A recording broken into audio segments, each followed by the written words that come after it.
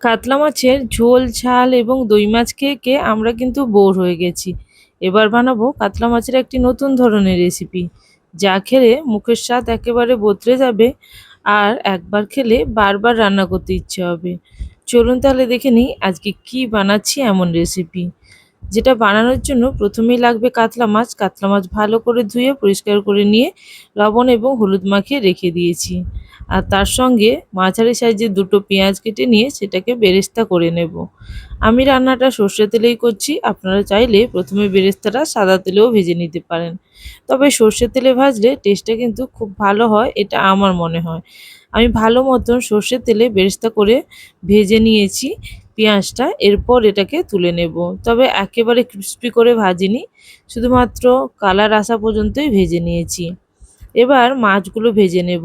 যদি কড়াইতে তেল না থাকে অল্প তেল দিয়ে তারপরে টুকরো করে রাখা মাছগুলো দিয়ে দিচ্ছি। এখানে আমি কাতলা মাছ ব্যবহার করছি। এরপর কাতলা মাছগুলোকে গোল্ডেন করে ভেজে নেব যতক্ষণ না পর্যন্ত কাতলা মাছ খুব কড়াভাবে ভাজা হচ্ছে। কাতলা মাছ যতক্ষণ ভাজা হবে ততক্ষণে আমি একটি মশলা রেডি করব। এই মশলাটি হলো স্পেশাল মশলা এই রান্নার। মশলার মধ্যে এখানে নিয়ে নিয়েছি পেঁয়াজ বেরেস্তা। আমি কিছুটা পরিমাণে পেঁয়াজ বেরেস্তা রেখে দেব শেষে দেওয়ার জন্য। রান্নার একেবারে শেষে এই অল্প বেরেস্তাটা দেব। আর বাকি বেরেস্তাটা নিয়ে নিয়েছি মিক্সিং জারের মধ্যে। এরপর দিয়ে দিলাম দই 1/4 কাপ পরিমাণে এবং কাজু 10টা মতো। কাজুটা আমি আগে থেকেই গরম জলে ভিজিয়ে রেখেছিলাম। ভিজিয়ে রাখলে কাজু পেস্টটা একেবারে মিহি হয়। এখন দেখুন পেস্টটা পুরোপুরি রেডি হয়ে গেছে। আর এই মশলার টেস্ট কিন্তু খুবই ভালো হয়। যে কোনো রান্নাতে এই মশলা দিতে পারেন, চিকেন, ডিম, আপনারা চাইলে সয়াবিনেও এই মশলা দিয়ে রান্না করতে পারেন। এই রান্নার টেস্ট খুবই ভালো হবে। এরপর আমি মাছগুলোকে গোল্ডেন করে ভেজে নিয়েছি। মাছগুলো এবার প্লেটের মধ্যে তুলে রাখবো। এরপর এই মাছ ভাজা তেলের মধ্যে বাকি রান্নাটা করব, তাই গোটা গরম মশলা এবং একটি তেজপাতা দিয়ে দিলাম এই মশলা ভাজার আগেই। তারপর মশলা ভাজার জন্য আমি প্রথমেই দেব পেঁয়াজ পেস্ট।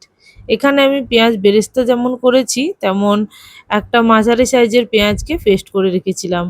খুবই অল্প এখানে দিলাম। পেঁয়াজটা ভালো করে ভেজে নেব এবং তার সঙ্গে অল্প বেসিক মশলা দেব, যেমন হলুদের গুঁড়ো এবং লঙ্কার গুঁড়ো। এখানে স্বাদ অনুযায়ী ঝাল যেরকম খেতে চাইবেন সেই অনুযায়ী লঙ্কার গুঁড়ো দেবেন।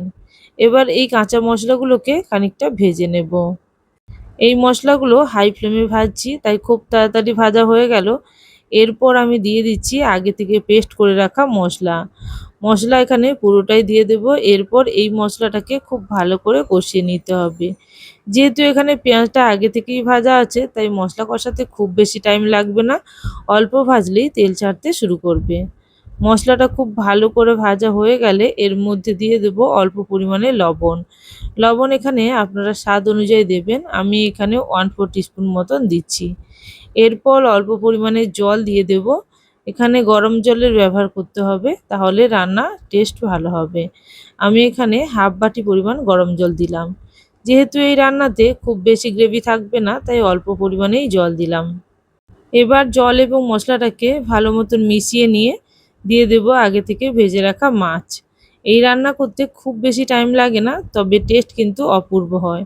যে কোনো অনুষ্ঠানের দিন আপনারা বাড়িতে গেস্ট এলে এইটা রান্না করতে পারেন, খেয়ে কিন্তু আপনার প্রশংসা করবে, এটা আমি বলতে পারি।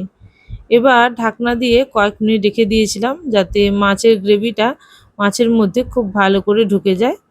এরপর আবারও এক পিঠ উলটপালট করে দিয়ে ঢাকনা দিয়ে আবারও 2 মিনিট রেখে দেব। তারপর একেবারে শেষে অল্প গরম মশলা এবং বেরেস্তা ছড়িয়ে নামিয়ে নিলেই রান্নাটা কিন্তু পুরোপুরি রেডি হয়ে যাবে। এখন এখন দেখুন গ্রেভিটা বেশ ভালো মতন ঘন হয়ে গেছে এবং উপর থেকে তেল ছাড়তে শুরু করেছে। এইবার আমি উপর থেকে বেরেস্তা ভাজাটা দিয়ে দিচ্ছি। আর এখানে আমি গরম মশলা দিলাম না, আপনারা চাইলে গরম মশলা দিতে পারেন, কারণ একেবারে প্রথমে যেহেতু আমি গোটা গরম মশলা দিয়েছি তাই ফ্লেভারটা যাতে খুব ভালো থাকে, বেশি যাতে গরম মশলা ফ্লেভার না আসে সেই জন্য আমি গরম মশলাটা এখানে দিলাম না। আপনারা নিজেদের ইচ্ছে মতন এখানে দিতে পারেন। আমাদের রান্নাটা এখানেই রেডি। যদি ভালো লাগে অবশ্যই কমেন্ট সেকশানে জানাবেন। আর যারা এখনো পর্যন্ত চ্যানেলটিকে সাবস্ক্রাইব করেননি অবশ্যই চ্যানেলটিকে সাবস্ক্রাইব করে নেবেন। Thank you for watching my video.